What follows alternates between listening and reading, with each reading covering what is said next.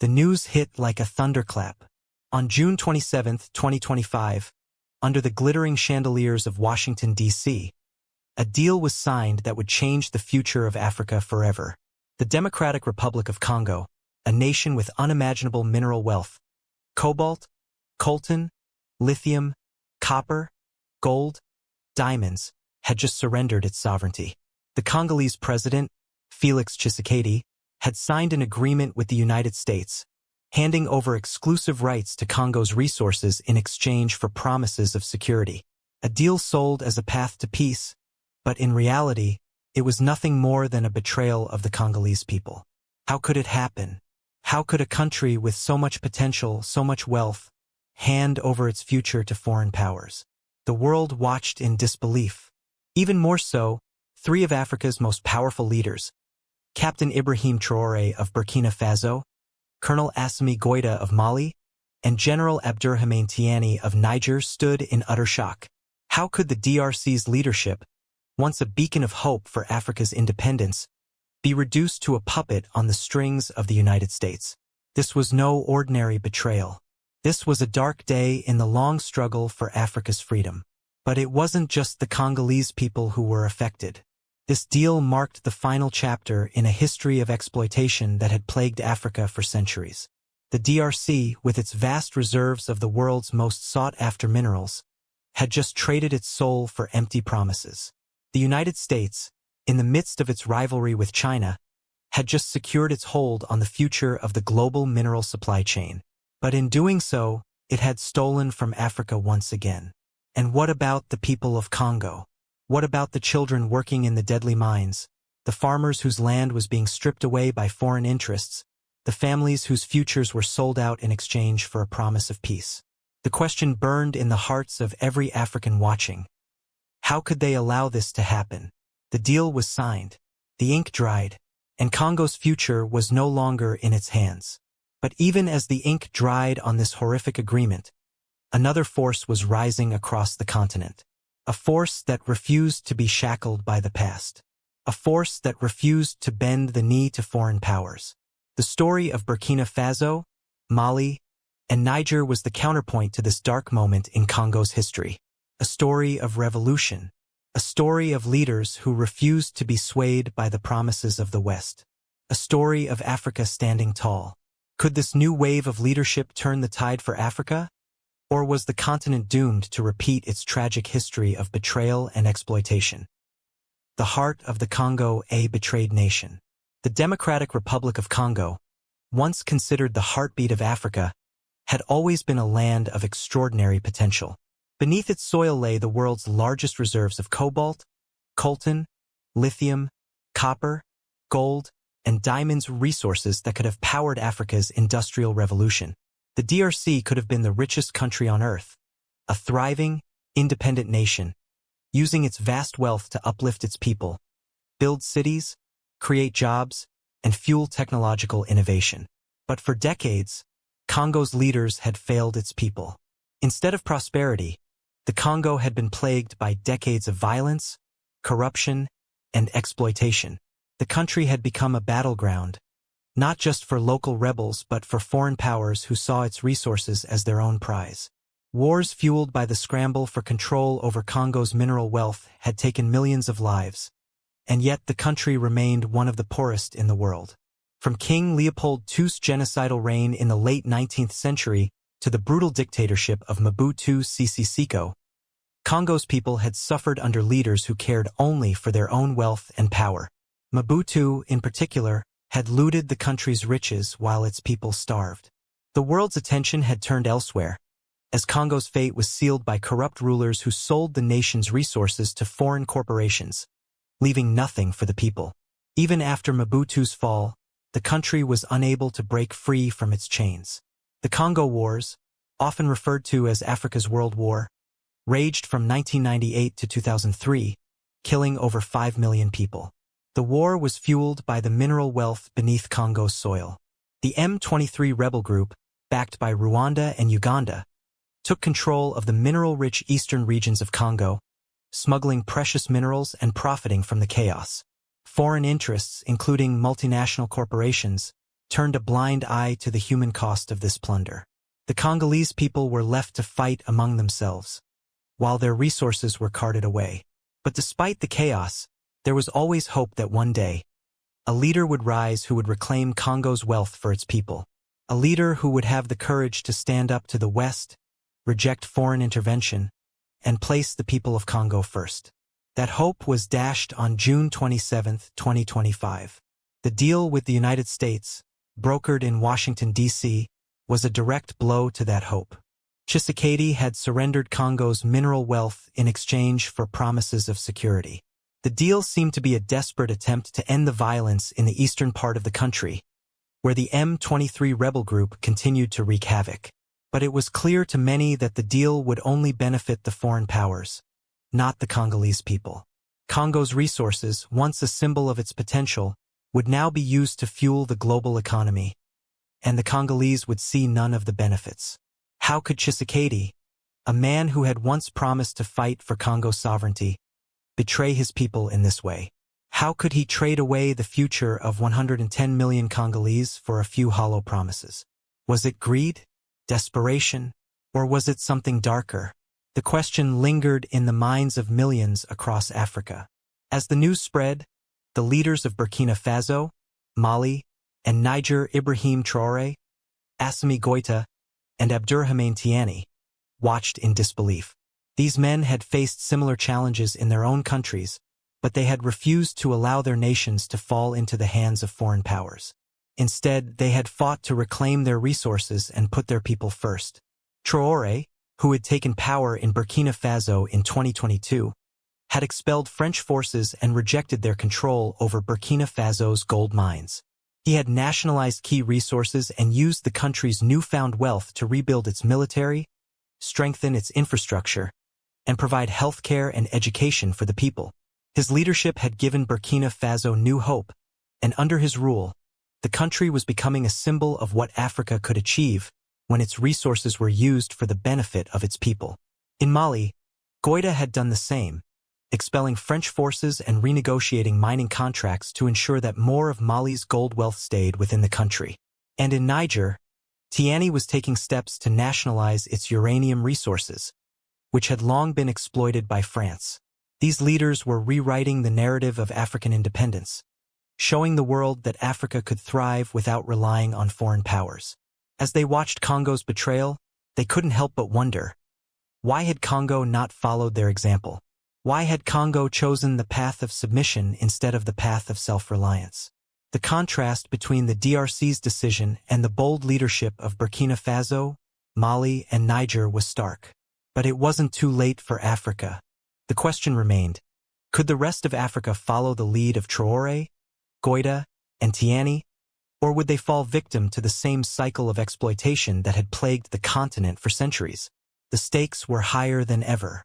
And as the future of Congo hung in the balance, one thing was clear.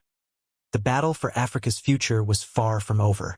The air was thick with the weight of betrayal, but for the leaders of Burkina Faso, Mali, and Niger, the signing of the DRC's deal was not just an unfortunate tragedy.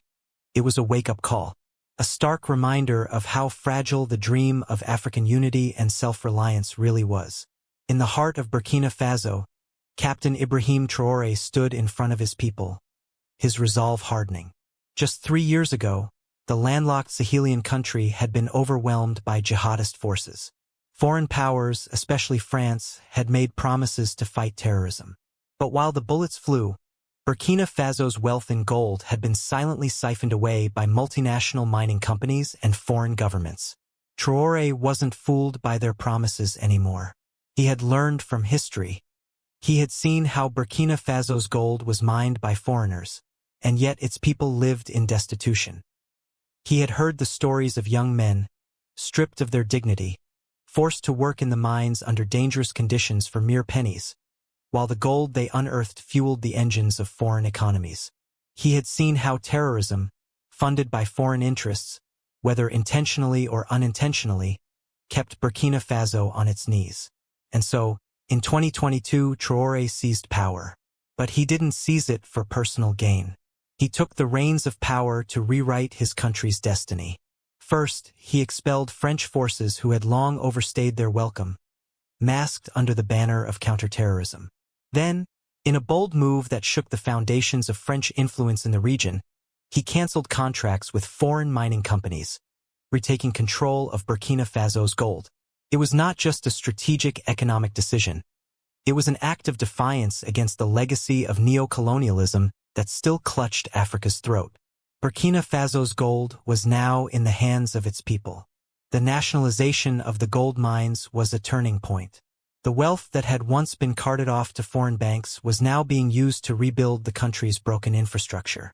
But Traoré's vision went beyond gold. His government poured the newfound wealth into the military, purchasing drones, armored vehicles, and surveillance systems that had allowed Burkina Faso to begin pushing back against the jihadist forces that threatened to tear it apart. In just 2 years, the results were tangible. Terrorist attacks had decreased by 30%. Communities displaced by violence were returning home. The Sahel, once a place of endless chaos, was slowly becoming a symbol of stability. Burkina Faso, under Traoré's leadership, was no longer the world's forgotten nation. It was a beacon of hope, proof that Africa's future could be shaped by its own hands. But what of the DRC? How could a country with so much wealth, with so many resources, give up its power to foreign forces? How could President Tshisekedi, in his desperate bid for peace, sacrifice Congo's soul, its people, and its future to a deal with the United States? This wasn't just about one man's failure. It was a reflection of Africa's broader problem.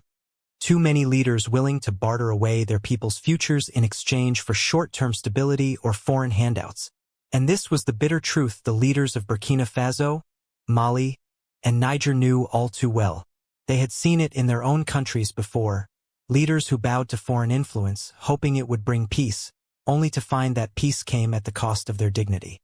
In Mali, Colonel Assimi Goïta had been fighting a similar battle. Since 2021, Goïta had been leading the country through a storm of instability, fueled by terrorism, foreign military intervention, and a corrupt political elite. For years, France had stationed troops in Mali under the pretext of counterterrorism. But in truth, the presence of foreign forces only made matters worse. The French forces had their own interests, mining Mali's gold and uranium, all while leaving the Malian people to fend for themselves. Goïta had seen enough.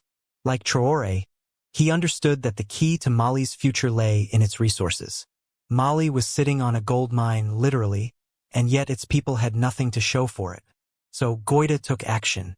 He expelled the French military and renegotiated mining contracts to ensure that Mali's wealth stayed within its borders. Instead of giving it away to foreign companies, Goïta insisted that the revenue from Mali's gold would go towards improving infrastructure, providing education, and strengthening Mali's military to defend against the jihadist threat. Goïta knew the risks. He knew that France would not go down without a fight. But his commitment to Mali's future was unwavering. The same principle that drove Traoré in Burkina Faso was the guiding light of his leadership. Self-reliance, sovereignty, and the belief that Africa's resources should be used for the benefit of its people, not foreign powers. In Niger, General Abdourahamane Tiani was also charting a new course. For decades, Niger's uranium had been mined by France's Orano Corporation, enriching foreign investors while Niger's people lived in poverty. The country was left without the power to control its own resources, and its energy needs were ignored. Tiani knew that Niger's future depended on its uranium and the ability to leverage it for national development. In 2023, he canceled the decades-old agreement with Orano and announced plans to build a domestic uranium processing plant by 2027. The revenues from uranium would no longer be sent to foreign countries. They would stay in Niger, powering the country's growth and electrifying rural communities. The transformation in these nations was nothing short of remarkable. But as Traoré, Goïta, and Tiani looked on at the DRC, they could not help but feel a deep sense of frustration. Congo's resources were the lifeblood of Africa, yet its leaders had sold them away to secure a fleeting peace. The DRC, with its unparalleled wealth in cobalt, coltan, and lithium, minerals that were now critical to the green energy revolution, had become another casualty of foreign interference and weak leadership. Had Tshisekedi forgotten the lessons of Africa's past? Had he forgotten that Congo's wealth was not just for the Congolese people, but for all of Africa? How could a leader, whose country could have powered the continent, have so easily traded away the keys to Africa's future? The betrayal of the DRC sent ripples throughout the continent. The deal had implications far beyond the borders of Congo. If Africa's richest nation could not protect its resources, how could smaller nations hope to do the same? Was Africa doomed to continue as a continent of untapped potential, exploited by the very nations that had colonized it centuries ago? But there was still hope.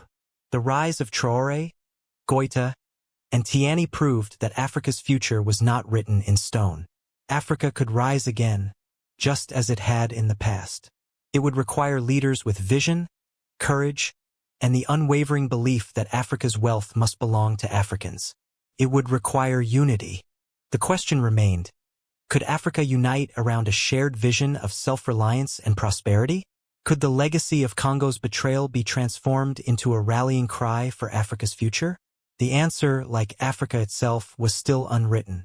As the leaders of Burkina Faso, Mali, and Niger looked to the future, one thing was clear: the path ahead would be hard. But the dream of a sovereign Africa, an Africa that controlled its destiny, was not dead. It was just beginning to take shape. The streets of Africa buzzed with a mixture of fear, hope, and outrage.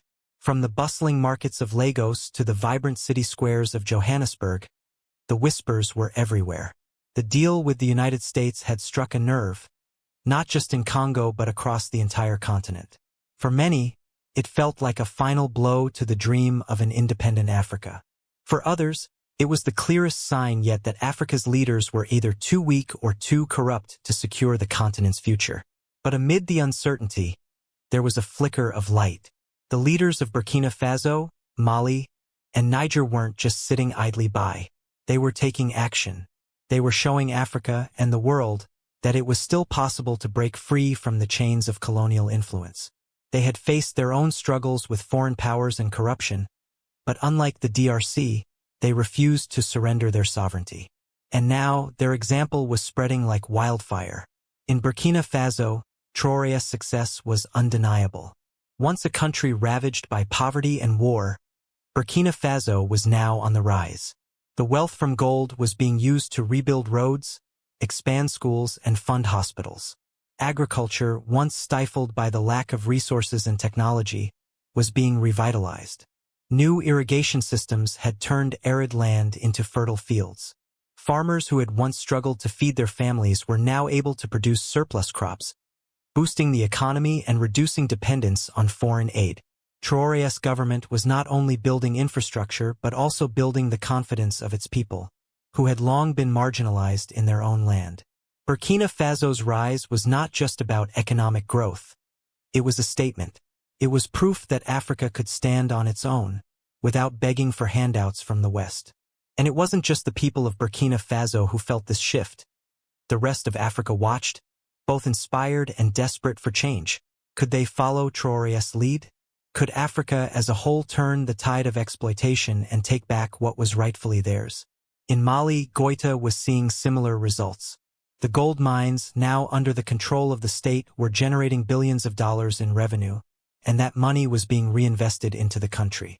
Schools were being built, healthcare systems strengthened, and new roads were being laid. In the last few years, Mali had made significant strides toward self-sufficiency. But the road was not easy.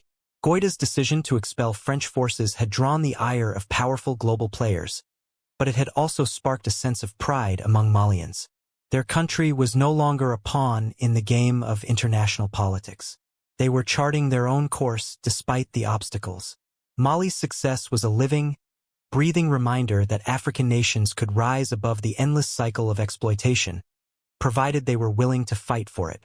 The question was, could other countries, especially those with vast resources, step up to the challenge? And then there was Niger. Tiani had become the face of resistance to foreign control. The nationalization of Niger's uranium had been a bold move, one that ruffled many feathers in the West. But for Tiani, it was a matter of principle. Niger had been at the mercy of foreign powers for far too long. The revenues from uranium were finally being used to electrify rural areas, build new schools, and invest in renewable energy projects. The promise of a brighter future was becoming a reality for Nigerians, who had long been left behind while their country's wealth was carted off to foreign corporations. Tiani's leadership had not only improved Niger's economy but had also sparked a wave of pride across Africa. For the first time in decades, African nations were beginning to see the power of their own resources and the potential they held for their people. This was Africa's moment, a moment to rise, to be heard, to reclaim its destiny. But as the stories of Burkina Faso, Mali, and Niger spread, the bitter truth of Congo's betrayal loomed large. Congo was the beating heart of Africa's mineral wealth. Its cobalt, coltan, and lithium were crucial to the global economy. Yet the people of Congo were denied the benefits of these resources. Instead of using these minerals to build a prosperous nation, President Tshisekedi had handed them over to the United States in exchange for vague promises of security. It was a sellout, one that made the struggle of Burkina Faso, Mali, and Niger all the more important. Why had Tshisekedi made this choice? Why had he chosen to prioritize foreign intervention over the future of his people? Was it fear, greed, or was he simply out of options? The question haunted the streets of Africa, and the answer was clear. It was a failure of leadership. Tshisekedi had failed to protect Congo's resources and its sovereignty. He had failed his people, who had been left to pick up the pieces of yet another betrayal. Yet, the betrayal of Congo could be the spark that ignited a continent-wide revolution. The continent was no longer willing to sit idly by while its resources were stolen. The youth of Africa, who had once been sidelined, were now at the forefront of the fight for independence. They were the ones who would inherit Africa's future, and they were demanding change. Across Africa, there was a new consciousness emerging. A consciousness that rejected the notion that Africa had to remain dependent on foreign powers for its survival. It was a consciousness that called for unity, for self-reliance, for a new kind of leadership. The leaders of Burkina Faso, Mali, and Niger had shown that it was possible to reclaim Africa's resources and use them for the benefit of its people. Now, the question was, could this vision spread? Could the DRC, despite its betrayal, rise from the ashes? Could the people of Congo reclaim their wealth and their sovereignty? It was not an impossible dream. The examples of Traoré, Goïta, and Tiani proved that Africa could take control of its future.